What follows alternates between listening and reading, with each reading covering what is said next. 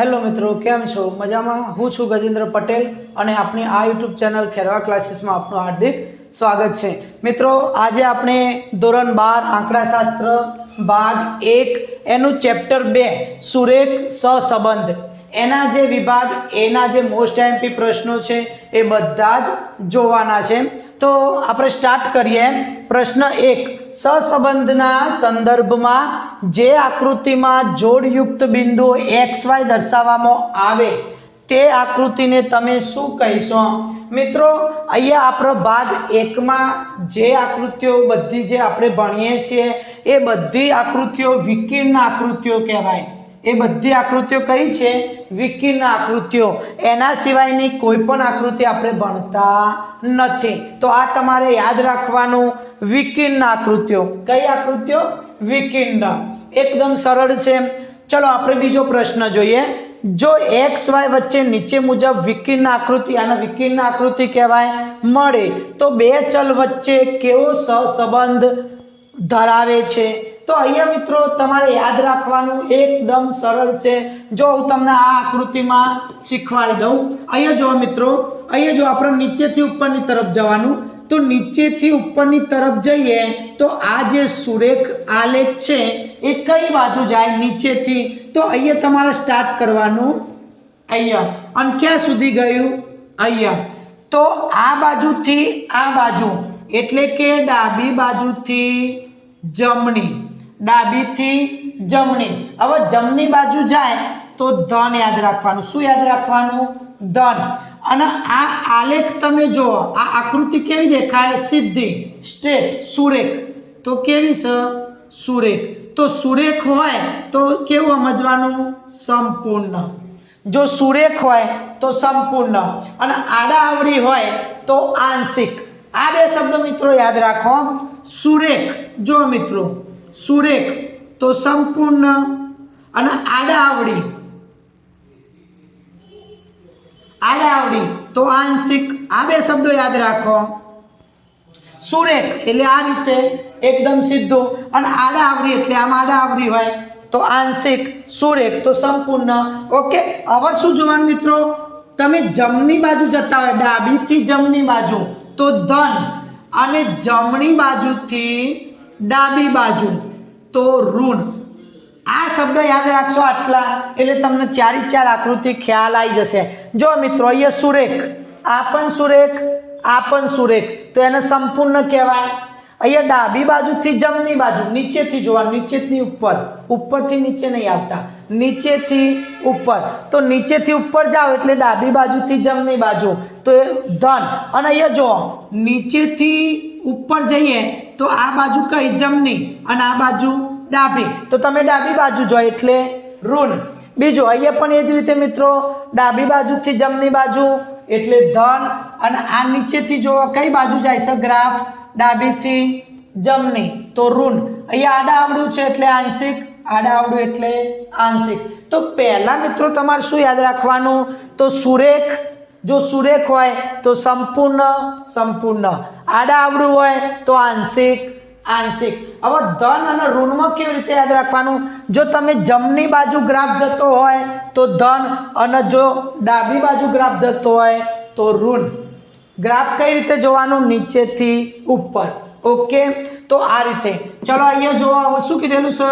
તો અહીંયા આડાઅવળી છે. શું છે? આડાઅવળી એટલે આંશિક, આડાઅવળું છે બધું એટલે કે સુરેખ નથી એટલે આંશિક. અને બીજું શું જોવાનું? નીચેથી ઉપરની તરફ ગ્રાફ કઈ બાજુ જાય? તો આ બાજુ, ડાબી બાજુ જાય છે તો ઋણ. તો કે આ રીતેનો જવાબ આંશિક ઋણ. આર્ય આંશિક ઋણ. અહીંયા શું આવશે મિત્રો? સંપૂર્ણ ધન.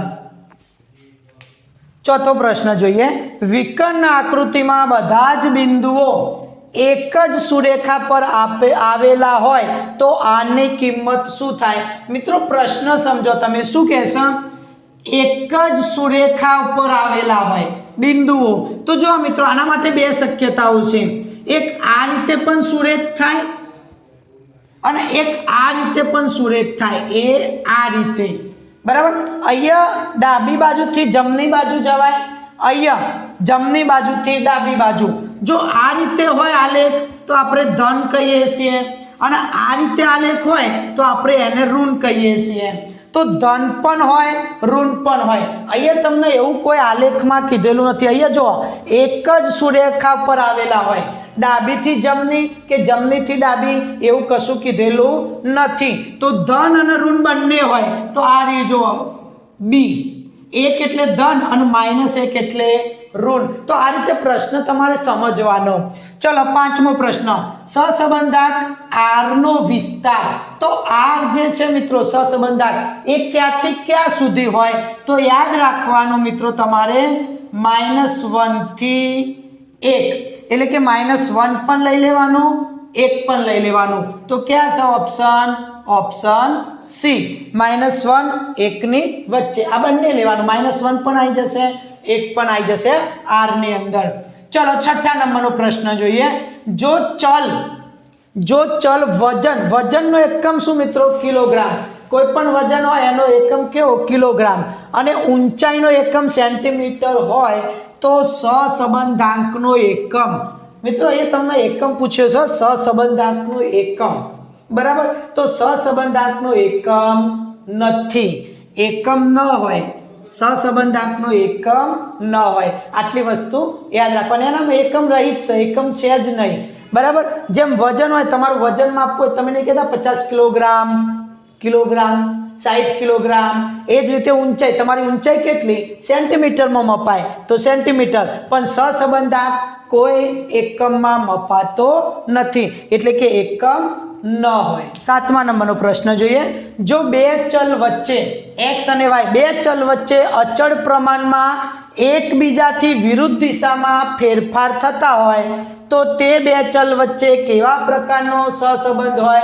મિત્રો એક શબ્દ જો અહીંયા એકબીજાથી વિરુદ્ધ હવે એકબીજાથી વિરુદ્ધ એટલે એક આમ જશે અને બીજો ચલ આમ જશે બંને એકબીજાની વિરુદ્ધ એટલે કેવું મિત્રો ઋણ પણ કેવા સંપૂર્ણ ઋણ બંને બાજુ એટલે કે સંપૂર્ણ ઋણ બરાબર તો અહીંયા આપણો જવાબ આવશે સંપૂર્ણ ઋણ માની લો એવું કીધેલું હોત કે એક જ દિશામાં આ રીતે એક જ દિશામાં હોય તો શું આવશે સંપૂર્ણ ધન બરાબર આમાં આંશિક આવશે નહીં તો આનો આપણો જવાબ થશે સંપૂર્ણ ઋણ ચલો હવે આપણે આઠમા નંબરનો જોઈએ પ્રશ્ન કાર્લ પિયર્સનના સહસંબંધાંક ગણવાના સૂત્રમાં અંશ મિત્રો અંશ શું દર્શાવે છે તો એના માટે તમને કાર્લ પિયર્સનનું સૂત્ર આવડવું જોઈએ તો જુઓ r = કોવેરિયસ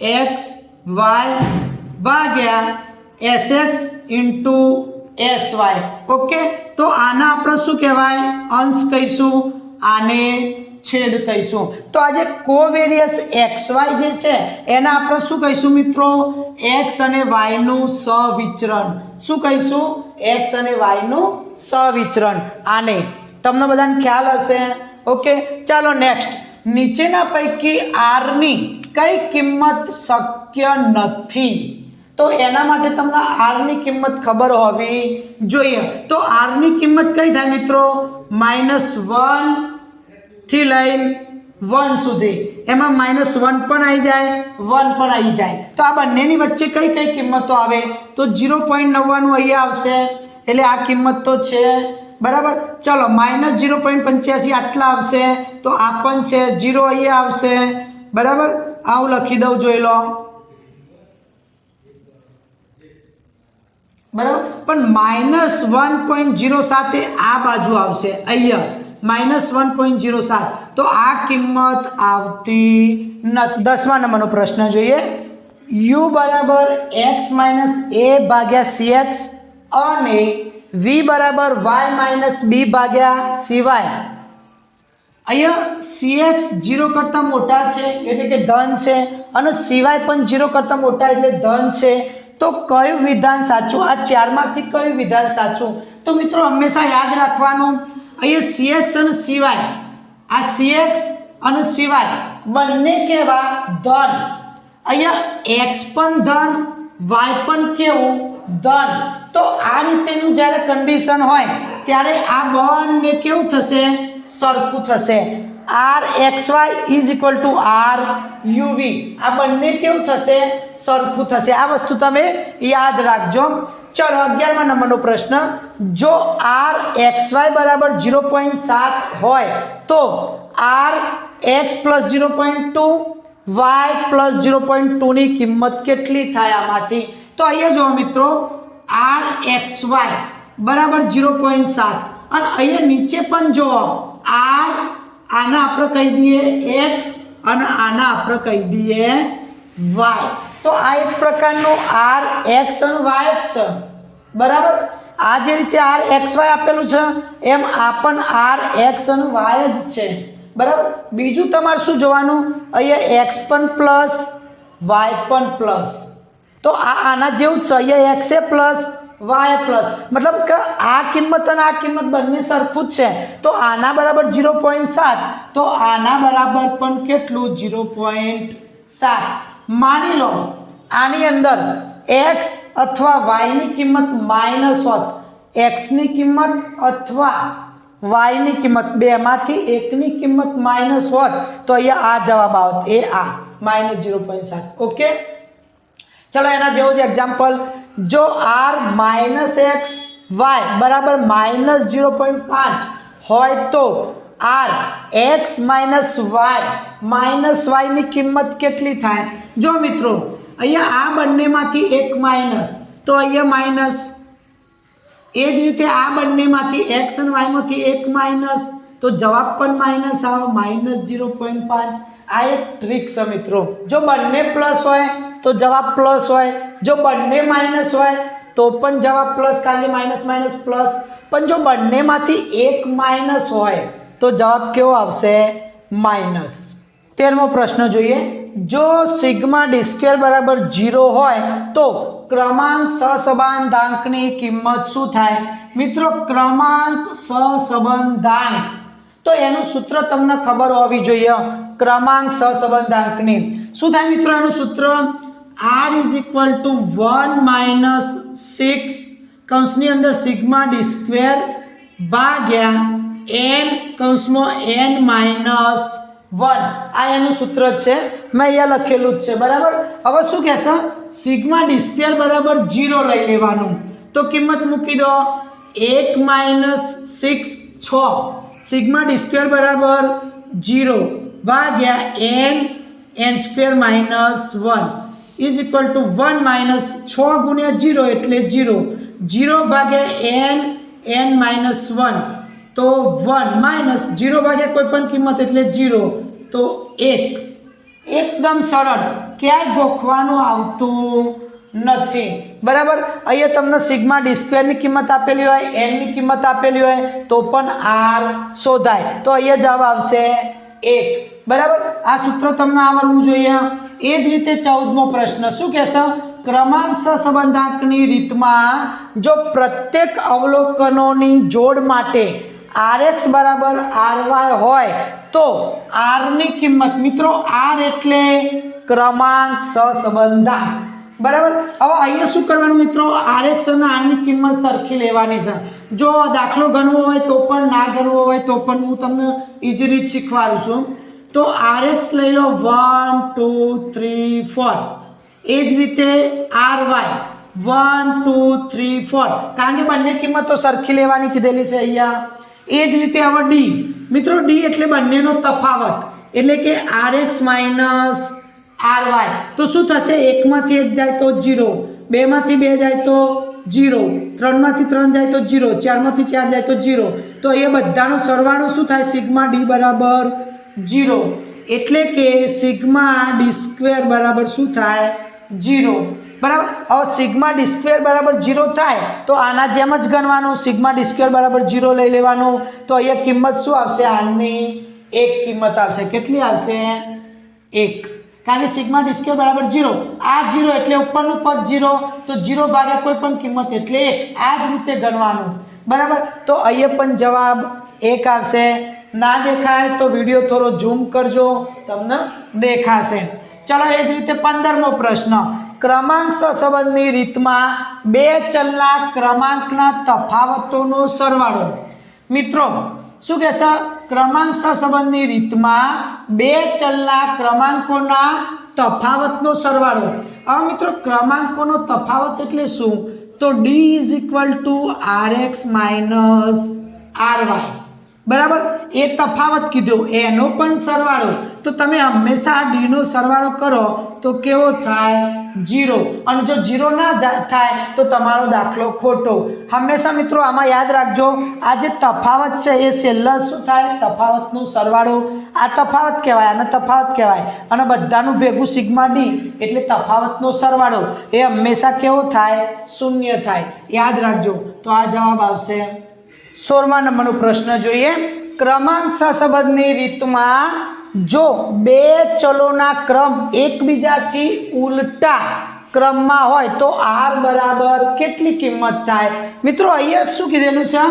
ચલોના ક્રમ એકબીજાથી ઉલટા, જે rx અને ry છે, આ ક્રમાંક સહસંબંધની અંદર જે rx અને ry છે એ બંને કેવા લેવાના? એમની કિંમત એકબીજાથી ઉલટી. તો જો મિત્રો કેવી રીતે લેવાનું? rx ry અહીંયા 1 2 3, તો ry ની કિંમત કેવી? ઉલટા એટલે ઊંધી લેવાની.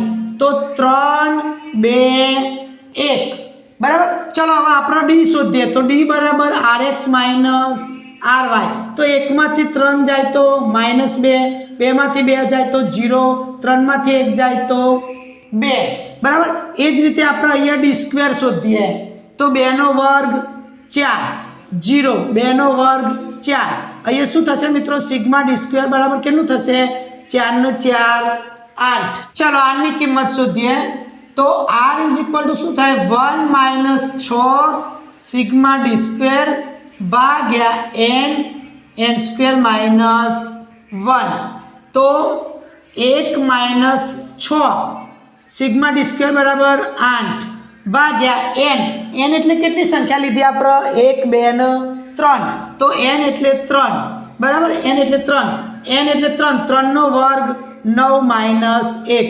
ચલો સાદુરૂપ આપીએ. 1 - 8 સગ 48 ભાગ્યા અહીંયા શું થશે? 9 માંથી 1 જાય તો 8, 8 તરી 24, બરાબર.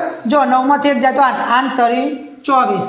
ચલો 1 - 24 દુ 48, તો 2. તો 1 માંથી 2 જશે તો -1. અહીંયા તમારે કોઈ પણ કિંમત લઈ શકાય, 1 2 3 4 5, પણ અહીંયા એનાથી ઉલટું લેવાનું. અહીંયા 6 આવ્યા હોય તો 6 5 એ રીતે લેવાનું. તો જવાબ -1 આવશે. તમે બીજી કોઈ કિંમત લઈને અહીંયા ગણી જુઓ તો આ જવાબ આવશે. ઓકે. અહીંયા એકબીજાથી ઉલટા કીધા એટલે આપણે rx અને ry એકબીજાથી ઉલટા ક્રમમાં લેવાના. ઓકે. ચલો 17મા નંબરનો પ્રશ્ન શું કહેશે? ક્રમાંક સહસંબંધમાં પુનરાવર્તન પામતા પ્રત્યેક અવલોકન માટે પ્રચલિત સંકેતોમાં સિગ્મા d² માં કયું પદ ઉમેરવામાં આવે છે? તો મિત્રો આવા અમુક પ્રશ્નો તો ગુણધર્મોની અંદરથી આવતા હોય છે. એટલા માટે હું કહું છું કે ગુણધર્મો તૈયાર કરો. તો આની અંદર જવાબ આવશે b, m³ - m/12. આનો બીજી રીતે પણ લખવું હોય તો લખાય મિત્રો. આ બંનેમાંથી m કોમન કાઢો તો અંદર શું વધશે? m² - 1/12. એટલે તમારે પરીક્ષામાં યાદ રાખવાનું m³ - m/12. ચલો અહીંયા જોઈએ 18મો પ્રશ્ન શું કહેશે? જ્યારે કોઈ વસ્તુના ભાવ સ્થિર હોય, મિત્રો કોઈ પણ વસ્તુના ભાવ કેવા હોય? સ્થિર. ત્યારે તે વસ્તુના વેચાયેલા એકમોની સંખ્યા અને તેનાથી થતી આવક વચ્ચે કેવો સહસંબંધ છે? બરાબર. ભાવ કેવા છે મિત્રો? ભાવ કેવા છે? સ્થિર, બરાબર. ભાવ કેવા? સ્થિર. અને વેચાયેલ એકમ એટલે કે વસ્તુ જે વેચાયેલી હોય એ, અને એમાંથી થતી આવક, તો આ બંને વચ્ચે કેવો સંબંધ છે? તો જો ભાવ સ્થિર હોય, તો વસ્તુ અને એની આવક બંને કેવું હોય? સંપૂર્ણ ધન હોય. કેવું હોય? સંપૂર્ણ ધન. તો ભાવ સ્થિર હોય તો જે વસ્તુ વેચાવાની હોય એટલી જ વસ્તુ વેચાશે, અને જેટલી વેચાશે એટલો એનો નફો થશે. કારણ કે આમાં કેવું? ભાવ સ્થિર છે. જો ભાવ વધઘટ થાય જો ભાવ વધી જાય તો વસ્તુ ઓછી વેચાશે, જો ભાવ ઘટી જાય તો વસ્તુ વધારે વેચાશે, બરાબર. એ જ રીતે આવકમાં પણ વધારે અને ઓછું થશે, પણ ભાવ સ્થિર હોય તો વસ્તુ પણ જેટલી વેચાતી હશે એટલી જ વેચાશે અને જેટલી આવક જેટલો નફો થતો હશે એટલો જ થશે. આ બંને એક જ બાજુ છે, એટલે સંપૂર્ણ ધન. જો મિત્રો બધા પ્રશ્નોમાં તમને ખબર પડી હોય તો વિડીયોને લાઈક કરો, તમારા મિત્રોને શેર કરો, જેથી સેક્શન એમાં 20માંથી 20 માર્ક્સ આવે. અને આ ચેનલ ઉપર નવા હોય તો ચેનલને સબસ્ક્રાઈબ કરો. જય હિન્દ, જય ભારત.